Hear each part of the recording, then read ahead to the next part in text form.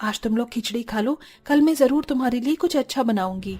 अपनी मां के कहने पर सारे बच्चे उदास होकर खिचड़ी खाने लगते हैं। सबको खाना खिलाने के बाद अनुपमा एक एक करके सबको सुला देती है और अपने पति मोहन का इंतजार करती है। कुछ देर में मोहन भी फैक्ट्री के काम से थक कर घर आ जाता है। अरे ये क्या, आज तो सभी बच्चे बड़ी जल्दी सो गए। और क्या करती मैं, इतनी जल्दी सुला दिया ताकि ज्यादा भूख न लगे। बिल्कुल थोड़ी सी खिचड़ी बनी थी, सभी बच्चों ने दो दो ही निवाले खाया। काफी समय से बच्चे कह रहे हैं कि उन्हें कुछ अच्छा खाना है, लेकिन हमेशा मैं टाल देती हूँ। अब आप ही बताइए कहाँ से लेकर आऊं मैं इनके लिए अच्छा खाना। न ही मेरी तनख्वाह इतनी है और न ही आपकी। अनुपमा, एक समय ऐसा था जब हम एक बच्चे के लिए इतना तरस रहे थे, और अब देखो हमारे घर में पूरे 10 बच्चे हैं जो कितने प्यारे हैं। जिस तरह से हम इस गरीबी में इन 10 बच्चों को पाल रहे हैं, उस तरह से हम आगे भी और मेहनत करेंगे और इन सबको अच्छी जिंदगी देंगे।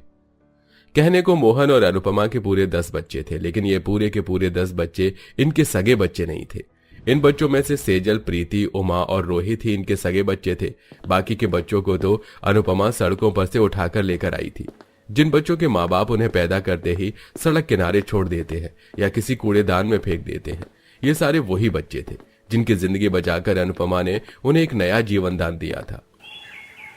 रात में भी बच्चों ने ठीक से कुछ खाया नहीं है और सुबह भी बस लाल चाय ही पी थी। ऐसे तो इन सबका शरीर काफी कमजोर हो जाएगा। आज मालकिन से थोड़े बहुत पैसे उधार लेकर आ जाऊंगी, कम से कम बच्चों का पेट तो ढंग से भर दूं। अनुपमा रोज की तरह घरों की सफाई करने के लिए जाती है, जहां वो अपनी मालकिन सुमित्रा से कुछ पैसे मांगती है। मालकिन, थोड़े पैसे एडवांस में दे दीजिए। वो घर में राशन खत्म हो चुका है और सभी बच्चे काफी ज्यादा भूखे हैं। तो किसने कहा था 10 बच्चे पैदा करने के लिए? तुम गरीबों की यही प्रॉब्लम होती है, पास में खुद का पेट भरने के लिए ढंग की रोटी नहीं होती, लेकिन बच्चे बिल्कुल लाइन लगाकर पैदा करती हो। जैसे पैदा किया है ना, वैसे ही इनका पेट भरो। मेरे पास कोई फालतू पैसे नहीं है।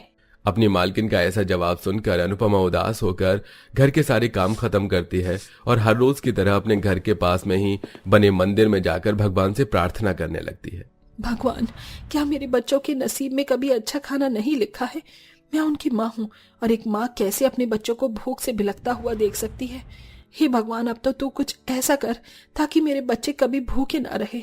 अनुपमा काफी देर तक मंदिर में हाथ जोड़कर प्रार्थना करती है और अब घर आ जाती है। अनुपमा जैसे घर आती है तो देखती है कि उसका पति मोहन काफी उदास बैठा हुआ है।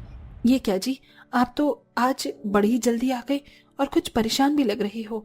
आज फिर मालिक ने कुछ कहा है क्या आपको? हाँ, कि कल से काम पर आने की कोई जरूरत नहीं है। मालिक ने कम पैसों में काम करने वाले मजदूरों को काम पर रख लिया है। आसपास की कई जगहों पर मैं काम ढूंढने की कोशिश की, लेकिन कहीं पर भी काम नहीं मिल रहा। अनुपमा, अब हम क्या करेंगे? कैसे अपने बच्चों का पेट भरेंगे? दोनों पति पत्नी एक साथ काम करके भी ठीक से अपने घर को नहीं चला पा रहे थे, पर अब तो एक की नौकरी चली गई थी, जिसके चलते पहले जो अनुपमा अपने बच्चों को सूखी रोटी, दाल, चावल थोड़ा बहुत खिला रही थी, अब वो भी उसके बच्चों को नहीं मिल पा रहा था। ठीक से खाना न मिल पाने की वजह से अनुपमा के सभी बच्चों की तबीयत अब धीरे धीरे खराब रहने लगती है।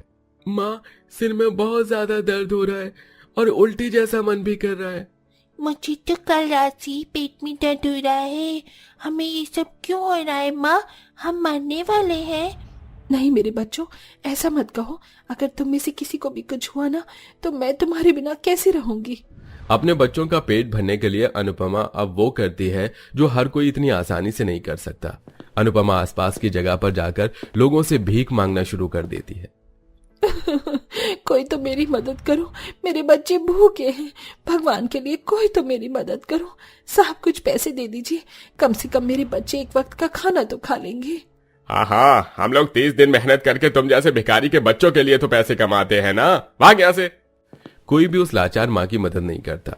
बड़ी मुश्किल से अनुपमा को एक औरत 10 रुपए देकर चली जाती है, लेकिन इन 10 रुपए में 10 बच्चों का पेट भरना तो बिल्कुल नामुमकिन था। थक हार कर अनुपमा निराश होकर घर लौट रही होती है कि तभी उसे रास्ते में वही मंदिर दिखता है, जिसे देख अनुपमा रोते हुए उस मंदिर में जाती है। अगर तुझे यूं ही मेरे बच्चों को तड़पाना है तो सबसे पहले हमें मार दे और फिर हमारे बच्चों को। ऐसे तड़प तड़प के मरने से अच्छा है कि हम लोग एक बार में ही मर जाएं। अगर तू हमारा पेट भर नहीं सकता तो क्यों हमें इस दुनिया में भेजता है? मेहनत मजदूरी, यहाँ तक कि लोगों से भीख मांगने के बाद भी किसी ने हमारी मदद नहीं की। अनुपमा आज काफी ज्यादा रोती है। तभी अचानक एक शिल्पा नाम की औरत अनुपमा के पास आती है। बहन, क्या हुआ तुम्हें? तुम रो क्यों रही हो? शिल्पा के पूछने पर अनुपमा उसे सारी बात बताती है, जिसे सुन शिल्पा उसे एक तुलसी का पौधा देते हुए कहती है। कहते हैं तुलसी का पौधा रसोई में रखने से माँ अन्नपूर्णा का वास हमेशा तुम्हारी रसोई पर रहता है। जाओ, इस तुलसी के पौधे को अपनी रसोई में रख दो, फिर देखना माँ अन्नपूर्णा का वास। अनुपमा उस तुलसी के पौधे को देख ही रही थी कि तभी अचानक वो शिल्पा नाम की औरत गायब हो जाती है। अरे, ये औरत कहाँ गई? किसी हवा के झोंके की तरह ये तो अचानक ही गायब हो गई। अनुपमा उस तुलसी के पौधे को घर ले आती है और उसे बिल्कुल अपने चूल्हे के पास रख देती है और भीख में मिले उन 10 रुपयों से थोड़े से चावल लाकर उसे कढ़ाई में पकाने लगती है। इन थोड़े से चावल में तो मेरे एक भी बच्चे का पेट नहीं भरेगा। काश कुछ ऐसा हो कि हमारी रसोई में कभी भी खाना खत्म ही ना हो, मेरे बच्चे हमेशा पेट भरकर अच्छा अच्छा खाना खा सकें। अनुपमा इतना बोलती ही है कि तभी चूल्हे पर रखे थोड़े से चावल की बनी हुई उस कढ़ाई में ढेर सारी बिरयानी आ जाती है। साथ ही चूल्हे के आसपास जितने भी बर्तन रखे थे उनमें तरह तरह के पकवान आ जाते हैं। हर एक बर्तन में बहुत अच्छे अच्छे पकवान होते हैं, जिसे देख अनुपमा काफी हैरान होती है। हे भगवान, लगता है मेरी आंखें खराब हो गई हैं। अभी तो हर जगह मुझे ये स्वादिष्ट पकवान दिख रहे हैं। अनुपमा, ये तुम्हारी आंखों का धोखा नहीं, बल्कि तुम्हारी भगवान से की गई सच्ची प्रार्थना का फल है।